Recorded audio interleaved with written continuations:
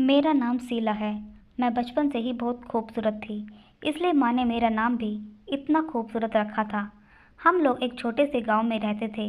मैं 13 साल की थी जब माँ इस दुनिया को छोड़कर गई थी। अब घर संभालने वाला कोई नहीं था। हमारे गांव में बहुत सी ज़मीनें थीं, इसलिए मेरे बाप को दूसरी शादी करने में कोई परेशानी ना हुई। और एक दिन मेरे पापा दूल्हा बने और अपनी नई दुल्हन को घर ले आए। मेरी एक छोटी बहन भी थी।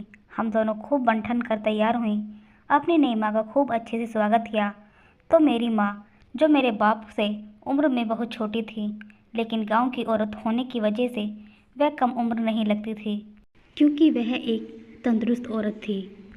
खैर, नई माँ घर आ गई और मेरे बाप उसके नखरे उठाने में लग गया, क्योंकि वह खूबसूरत ही इतनी ज़्यादा थी। पापा सुबह काम पर चले जाते हैं और हम दोनों बहनें भी स्कूल चली जाती हैं। कुछ महीने तो अच्छे से गुजरे। फिर एक दिन हम स्कूल से घर लौटे तो एक आदमी हमारे घर पर बैठा था। माँ ने बताया कि यह मेरा रिश्तेदार है, दूसरे गांव से आया है। शाम को पापा भी घर आ गए।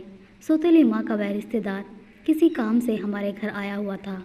मेरे बाप ने भी उसको अपने ससुराल का जानकार समझकर उसकी खूब आवभगत की।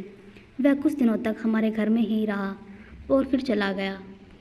उसका नाम श्यामू था। उम्र में वह माँ से 2-3 साल छोटा ही होगा।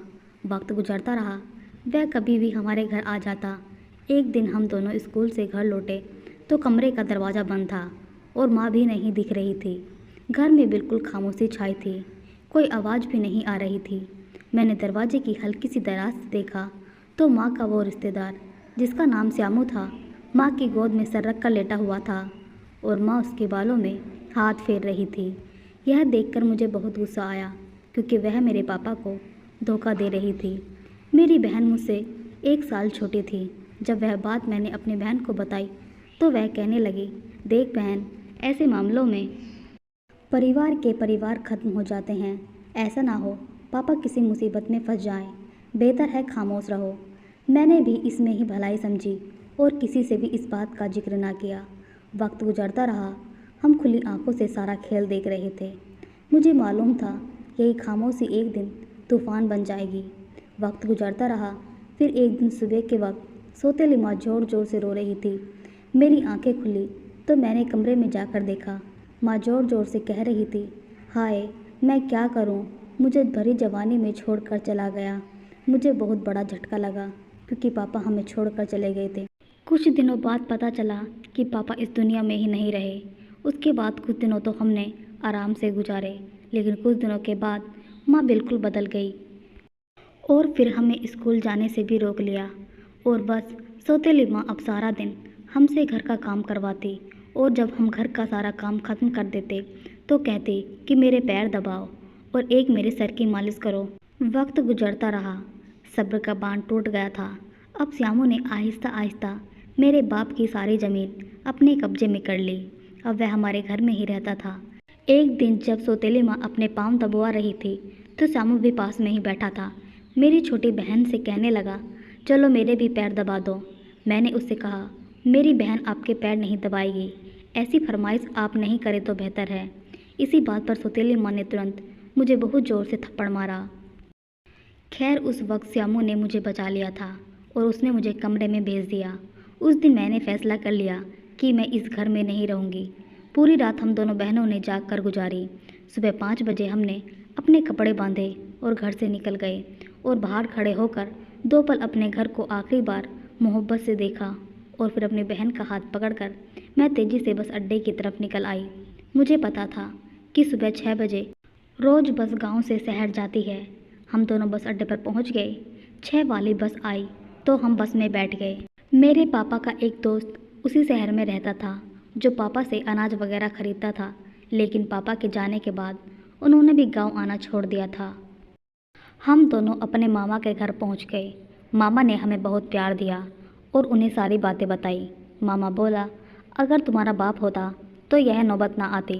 खैर छोड़ो, तुम फिक्र ना करो, अभी मैं ज़िंदा हूँ। मुझे अपने बाप की जगह ही समझो। तुम जब तक चाहो यहाँ रह सकती हो।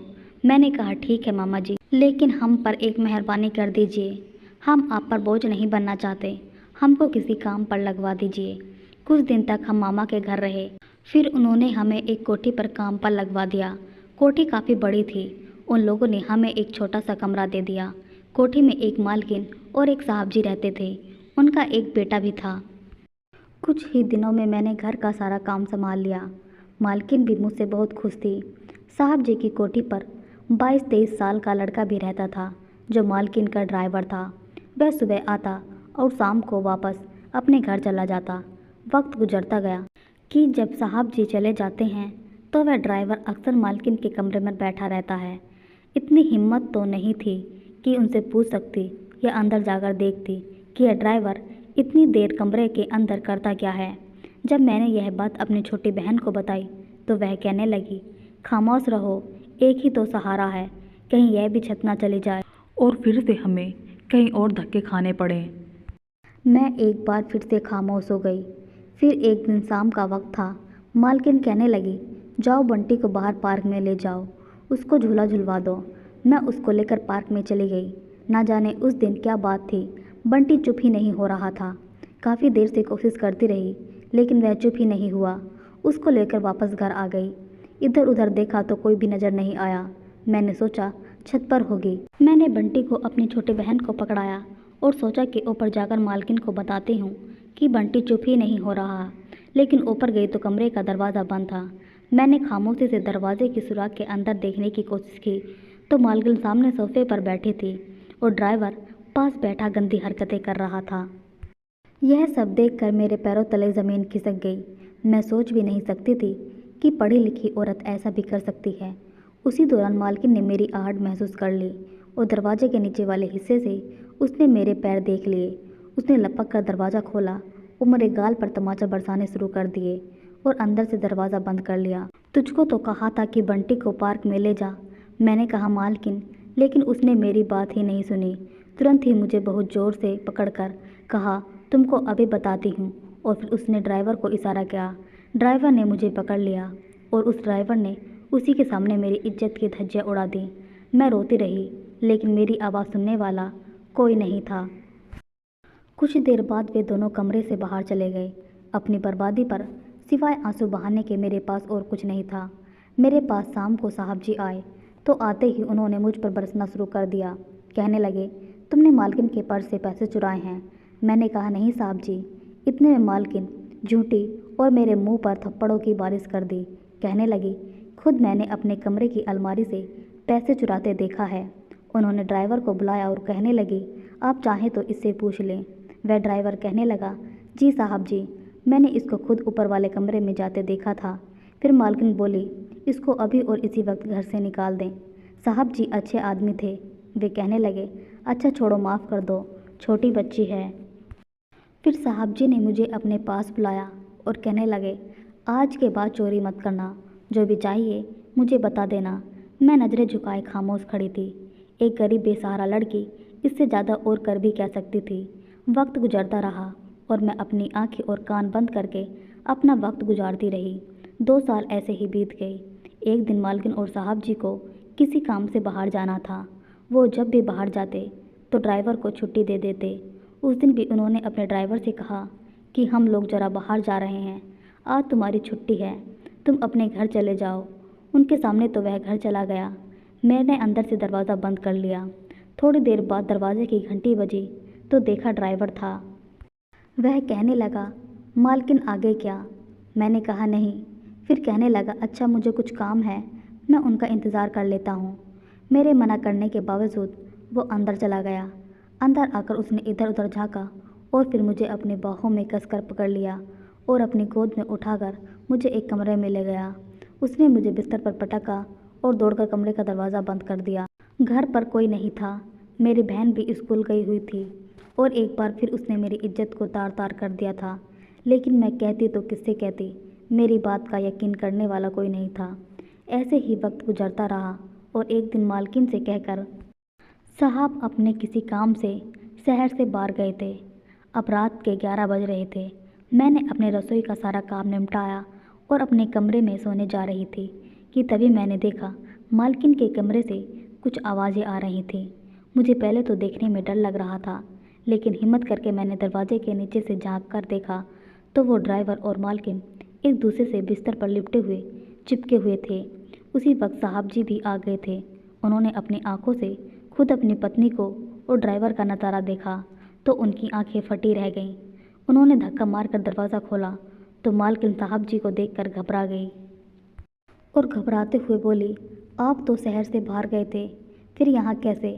साहब जी ने मालकिन को जोरदार थप्पड़ लगाते हुए कहा, मैंने शहर जाने का सिर्फ नाटक किया था ताकि तुम्हारी सच्चाई का पता लगा सकूं।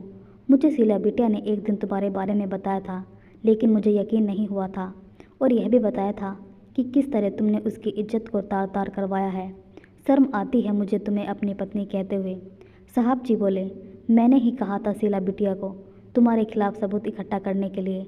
मैं शहर से बाहर नहीं बल्कि यहीं फार्म हाउस में था। जब तुम दोनों की यह रंगीन फिल्म चल रही थी तो शीला बिटिया ने मुझे फ़ोन किया था जिससे मैं तुम दोनों को रंगे हाथों पकड़ सकूं। मालकिन साहब जी के पैरों में गिर गई और गिड़गिड़ाने लगी, पर साहब जी ने मालकिन को धक्के मारकर घर से बाहर निकाल दिया और उस ड्राइवर को धमकी दी कि अगर उसने फिर से शीला बिटिया को यानी मुझे परेशान करने की कोशिश की या उसकी इज्जत के साथ फिर से खेलने की कोशिश की तो वह उसे जान से मार देंगे। साहब जी चाहते तो उस ड्राइवर को पुलिस में पकड़वा सकते थे, लेकिन उससे उनके परिवार की बहुत बदनामी होती। साहब जी एक बहुत अच्छे इंसान थे, इसलिए उन्होंने हम दोनों बहनों को उस दिन के बाद नौकरानी नहीं बल्कि अपनी बेटियों के रूप में स्वीकार कर लिया था। अब उनके 2 बेटियां और एक बेटा था। समय गुजरता गया और कुछ सालों बाद साहब जी ने हम दोनों बहनों की बड़े धूमधाम से शादी की। साहब जी ने हमारी ज़िंदगी में फिर से खुशियाँ भर दी थी। साहब जी ने एक बाप होने के सारे फ़र्ज पूरे किए। तो दोस्तों, आप सबको ये कहानी कैसी लगी कमेंट बॉक्स में लिखकर ज़रूर बताइएगा। धन्यवाद।